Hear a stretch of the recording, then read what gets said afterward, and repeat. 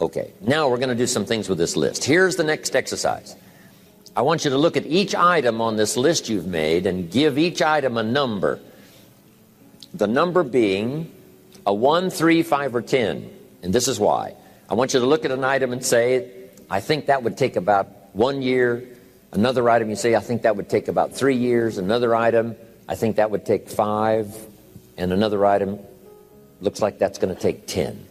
Give each item now a number of what you think it might take to achieve that goal, a 1, a 3, a 5, or a 10.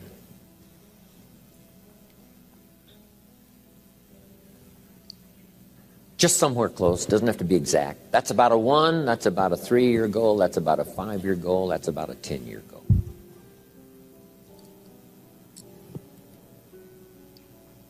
If it's less than 1 year, just make it a year. If it's more than 10, just make it 10. 10 plus. Just approximate, 1, 3, 5, 10.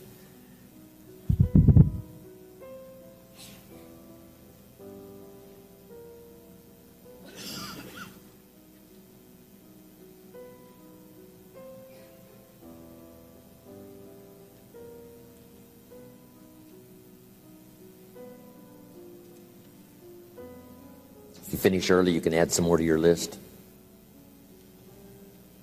Running a marathon. Now, as soon as you've given each item a number, I want you to now go through and count them. How many 1s, how many 3s, how many 5s, how many 10s? And then just make a little list of those numbers. How many 1s, 3s, 5s, 10s? This is going to be interesting.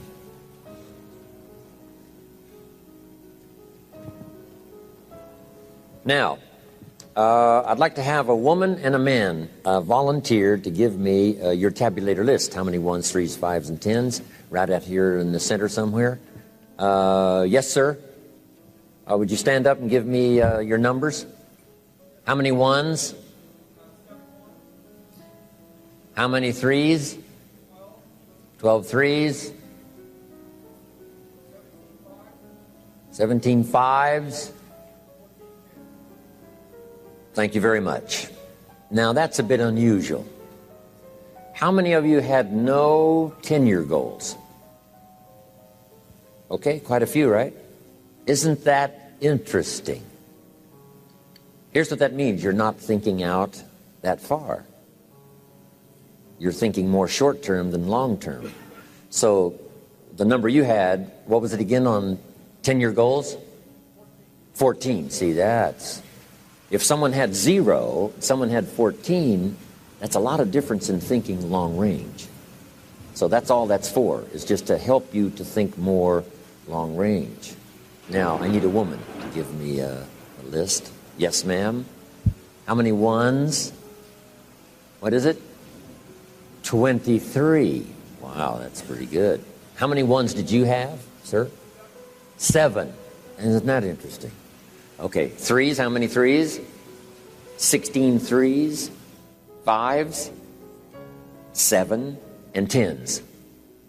10 10s. Wow, you've been busy. Okay. She's done this workshop before, so she knew what was coming. See, that's pretty good. But now you get what I'm talking about? No 10-year goals means you're not thinking out quite that far. And it wouldn't hurt, you know, within the next year to start stretching on out there 10, 15, 20 years away, what you'd like to be accomplishing and what you'd like to have when that time frame finally rolls around. Okay. Now, make these notes. When you've accomplished some goals, you need some more to accomplish.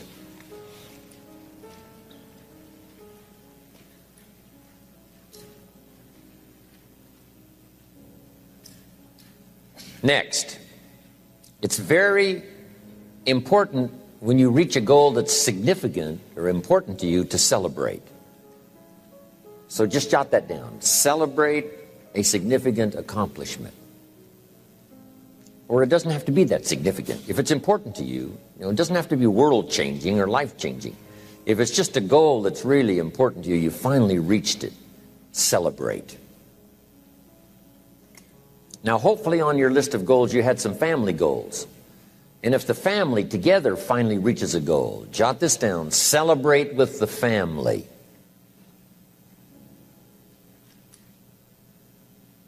And if you're checking it off, let each member of the family put their check mark on this goal, because the whole family worked on this one. Now here's what this will do. It will help each member of your family to make a longer list of goals. Wow, if we can accomplish this, think of what else we could do. The same is true of you individually. When you accomplish something, check it off, celebrate. It'll help you to grab your list, wherever it is, and say, hey, if I can get here, I can double that original list. So celebration creates excitement to develop a longer list. You also need goals ongoing. When the early astronauts went to the moon, some of them, when they came back from the moon, had psychological problems. Some of them drank too much, got into other difficulties. And one of the reasons is, where do you go now that you've been to the moon? So here's what they did later. They made sure that the astronauts later, who came back from the moon, had plenty of projects to keep them busy after they had been to the moon. And the same is true of you and me. Goals, after you've reached them, another list. After you've reached those, another list. My father lived to be 93. You can't imagine the goals he had. One of his goals when he was 92 was to get his driver's license renewed. Guess what he got it renewed for? 4 years. At age 92, he got his driver's license renewed for 4 years. Now, he didn't live long enough to... If he'd have thought about it more, I think he would have lived 2 or 3 more years just to make sure he filled all that out.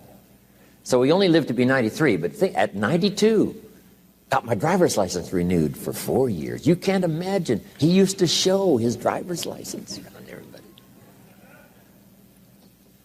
Unbelievable. So, goals to replace goals that you've achieved, on and on. The rest of your life. Because the philosophy we discussed yesterday was what? How far should you go? As far as you can. How many books should you read? As many as you can. How many friends should you make? As many as you can. How much should you earn? As much as you can. That's it. What should you try to be? All you possibly can. And that's the purpose of this exercise, is just to stretch you, get you to think, get you to wonder, get you to ponder. I wonder what might be possible. If I could get everything I wanted, what would that be? Now here's the next exercise. Okay, jot down the question. On your list of 1-year goals, which are the 4 most important? Of your 1-year goals, which are the 4 most important? So now I want you to go back over your 1-year goals and pick out the 4 most important. You know, if you've only got 4 now, this is an easy exercise. But you might add some more to your 1-year list if you haven't got enough. And then pick out the 4 most important. This is what turned me on at age 25. Goals for accomplishment and personal progress. Once the fires were lit for me, I'm telling you, they have never gone out. Since I was 25 years old, no one has ever said to me, when are you going to get going? When are you going to get off the couch? When are you going to get off the dime? I've never heard that since I was 25 and got all this taken care of. Wow. Here's what I've heard since I was 25. When are you going to slow down? You can't visit that many countries. You're going to have a heart attack and die. Amazing. By the way, you might stop and jot these notes down. Here's two excellent questions to jot down. And this is for mature people now, because these are kind of tough questions, especially one. Here's the first question. What's got you turned on? That's a good list to make. Here's what's got me turned on. Here's what's got me up early, staying up late, maximizing my abilities all day long. Here's the list of what's got me turned on. Now here's the next question. What's got you turned off? How come you don't have the zest and the vitality and the appetite for daily accomplishment. I started making a list of the things that had me turned off.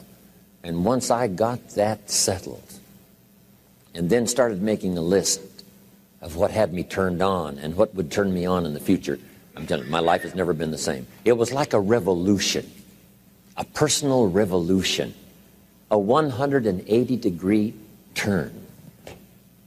Wow. I can't say it strong enough. It's easy to get lazy in designing the day and designing the year and designing the future and designing what you want to accomplish and just cross your fingers and hope it'll all work out, that the favorable winds will blow it all your way. I'm telling you, it's not going to happen. So this is the part of the exercise. It's just, buckling down, making this list. And you got to continue this long after we've, turned out the lights and we've all gone home. Keep this up. And one of the best ways to keep it up, I've already covered yesterday, is what? Teach it. The key is to teach it. Jan was right. You don't need recognition. Just go give everybody you can think of that deserves it recognition. And your own self-satisfaction is recognition enough. If they never put a crown on your head, who cares? Okay, the 4 most important one-year goals. Have you got those identified?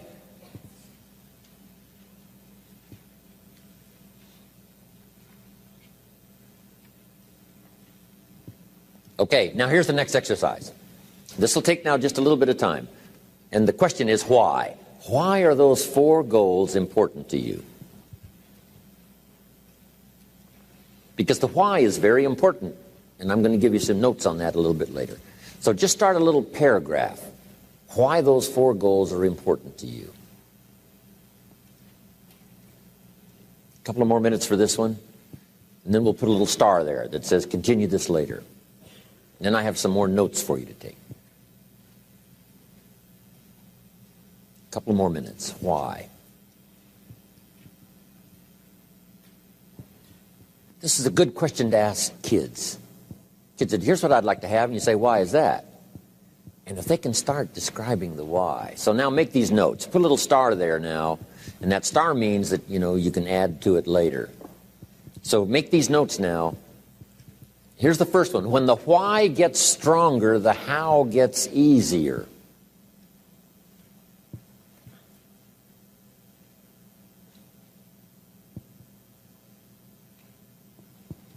When the why gets big, powerful, strong, how seems to be so much easier. Without a strong enough why, the how seems to be too difficult almost to accomplish. Say, how do you manage your time? Hey, if you had strong and powerful enough goals, you'd figure out how to manage your time. You'd get a book on the subject.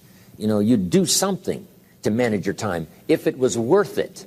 If it's not worth it, why would you bother studying the art of managing your time if it really doesn't matter? But if it really mattered in the accomplishment of your goals and why you wish to accomplish them, see, you can do anything.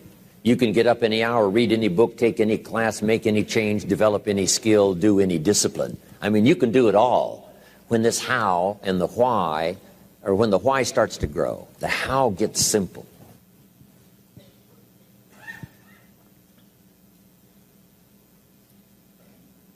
Excellent question to ask children. Why? What for? Little note. Maybe one of your goals was to have $1 million home on the hill overlooking Snake River Valley. Okay. That'd be a good goal. $1 million home.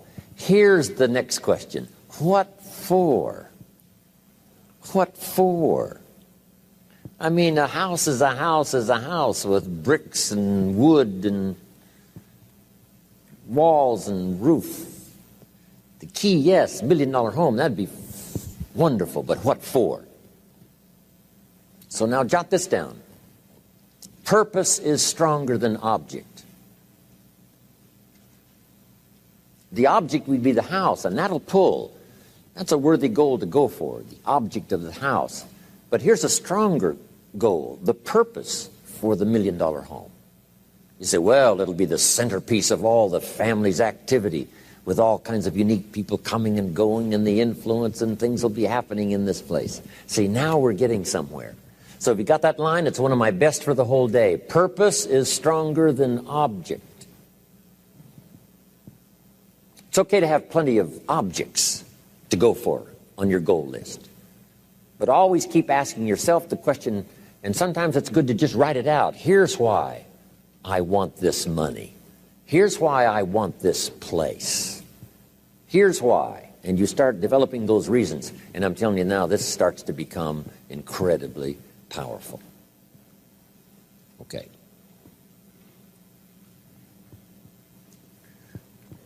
Now here's some more notes. Some of your goals should be personal development. The person you wish to become.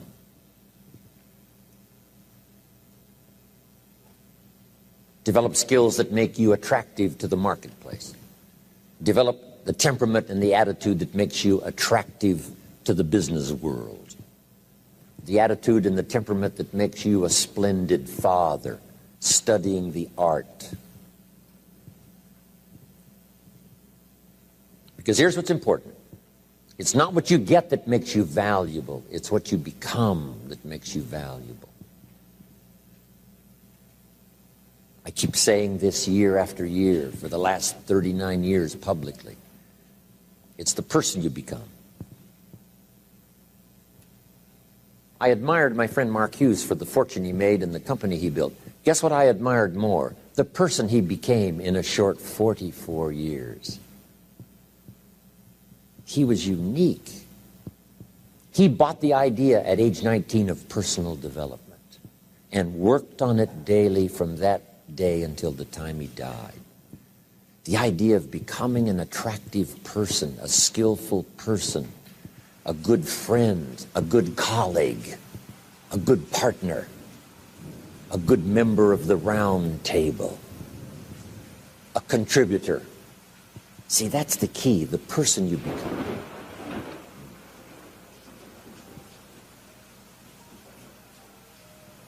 Okay, now here's the next exercise.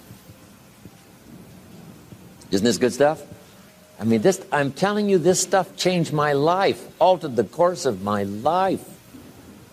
From milking cows to sitting on this stool. Incredible. What a journey. And part of the explosive stimulation started when I met Earl Schoaf, and he asked me, have you got a list of goals? And I said, no. And he said, then I can guess your bank balance. I thought, whoa. I immediately started studying the art. And the art and the accomplishments of it helped to change my life and qualified me to come and speak to you today. Right? You got to be qualified, right? Invite 1,000 people to come, hear what you've got to say. It's unbelievable. But all of this journey, happened for me. Now, here's the next exercise. I want you to look now at the whole list that you've written and the exercises we've done. Now I want you to answer this question. What kind of person must I become to achieve all I want? And I'll give you time to write that down now. What kind of person must I become to achieve all I want? Now we've got two things working. What you become helps you to achieve, and what you achieve helps you to become. And the more you become, the more you can achieve, and the more you achieve, the more you can become. Who knows which affects the other the most?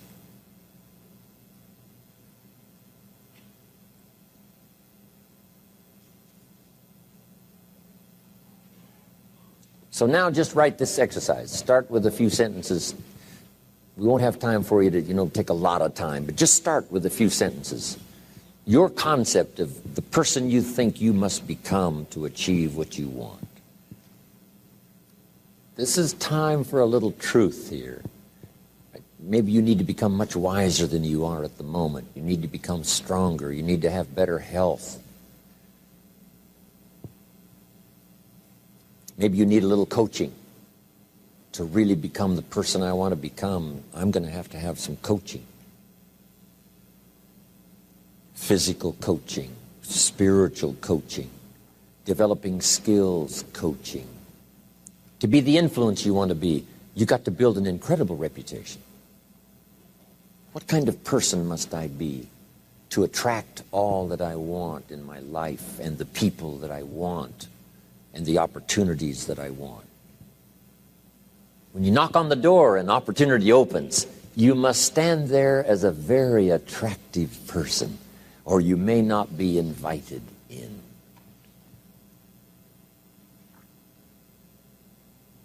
One of the most mysterious and unique phrases that Jesus ever used. Here's what he said. I stand at the door and knock. And if you opened the door, would you probably invite him in? This extraordinary person. You say, wow, yeah. And he said, if you invite me, I'll come in. We'll sit down. Talk things over. For you to be that kind of attractive person, that if you knocked on the door of opportunity and it opened and you stood there, would you be the kind of person that opportunity would say, come right in and sit down and let's talk about the future? Wow. What kind of person? Okay, now put a little star there. And what the star means, right, is to finish this exercise later. Now, if you're working, right, in a workshop where you've got plenty of time, you just, take a little more time for some of these exercises. My purpose now is to give you a model to work from. Okay, now, next, on setting goals, jot these key notes down, and then we're finished. And then we're going to talk about time management before we run out of time.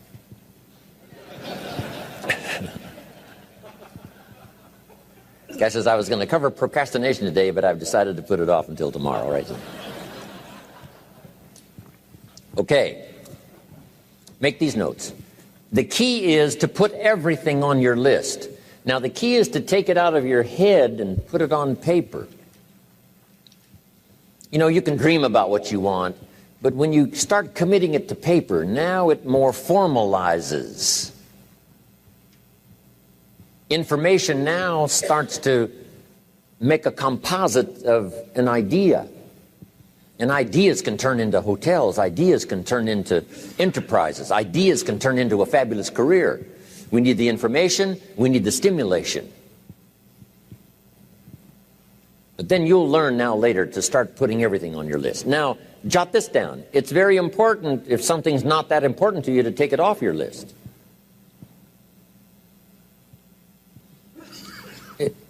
You don't have to accomplish this whole list. But if you had 100 items on your list and you accomplished 80, who cares about the other 20? If you got the biggest share of what you went for, wouldn't that be enough? And the answer is probably yes. It'd be overwhelming. Okay. So you can rearrange this list. You can change it. You can tear it up and start over. You can say, oh, last year I thought this was so important. That's not important to me anymore. The things I've learned in the last 12 months, I've changed my whole goal list. I thought this was so it. Okay, now here's the next note, and we're wrapping it up now. Here it is. There's two great words of antiquity everybody should learn. Here they are. One's positive and one's negative. And we studied a bit about that yesterday. Positive, negative. Here's the positive word from antiquity. Behold. That's the positive word. Behold the possibilities. Behold the opportunity. Behold the future and give it design. Behold and look at the chances you've got. Behold, spring has come. Behold, the day has arrived. And the sun is shining and the shadows are fleeing away. Behold, the next person you can meet might be your friend for life. Behold, the next person might be a colleague forever. Behold, that's the positive word, behold. Now, here's the negative word. Beware.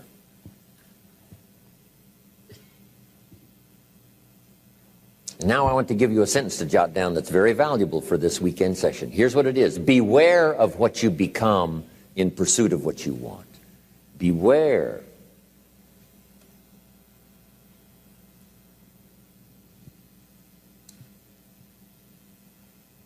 All of our lives, we have to deal with behold and beware. When a kid goes to school, it's behold the opportunity and beware the dangers. Behold and beware.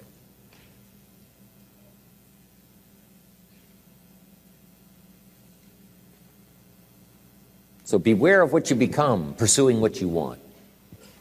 Some things I went for in the very beginning cost me too much.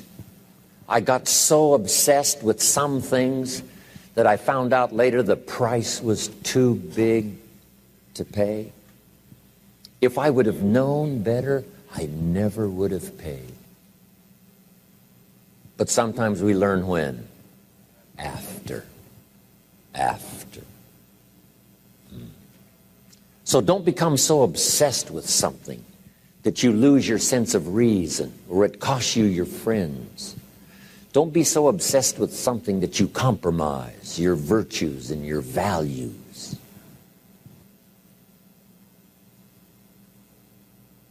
The story says Judas got the money. You say, well, that's a success story.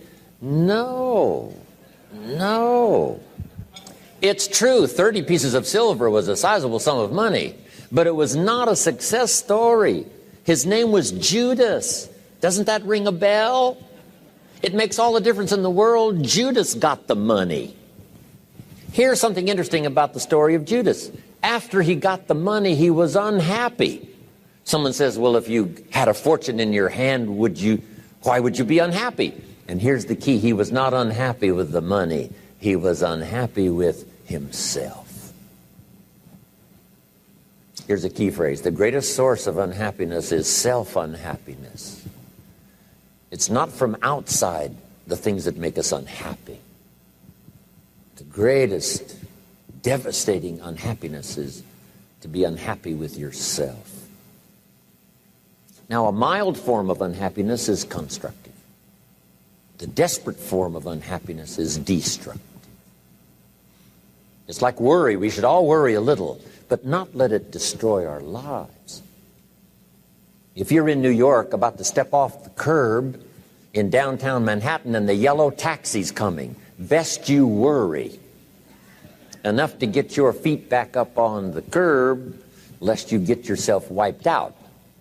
So it's called caution but not undue caution. It's called fear and worry, but not the worry that kills you, not the worry that destroys you. It's like hate. You don't need to hate your job. Save your hate for the important things like evil, like the weeds that attack your garden, like the diabolical ideas that try to entice your children. Right? You don't need to hate everything. I hate this, I hate that. That's the misuse of your hate. Save it for the things we really must hate. But this is so important now to beware. Judas was so unhappy he tried to take the money back. They said, heck with you, we got what we wanted, you got what you wanted, out. They threw him out with his money. Now he becomes so desperate, he goes out and hangs himself for what he did. He became a traitor. So that's the caution now. If Judas could speak back to us in any kind of clear language, here's what he might say. Beware of what you become in pursuit of what you want. Don't sell out. It's not worth it. Okay. And now here's the last note.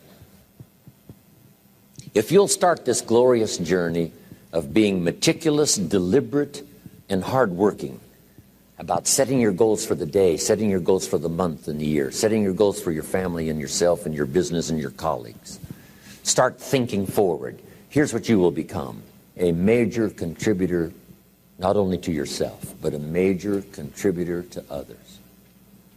And that's exactly what you want.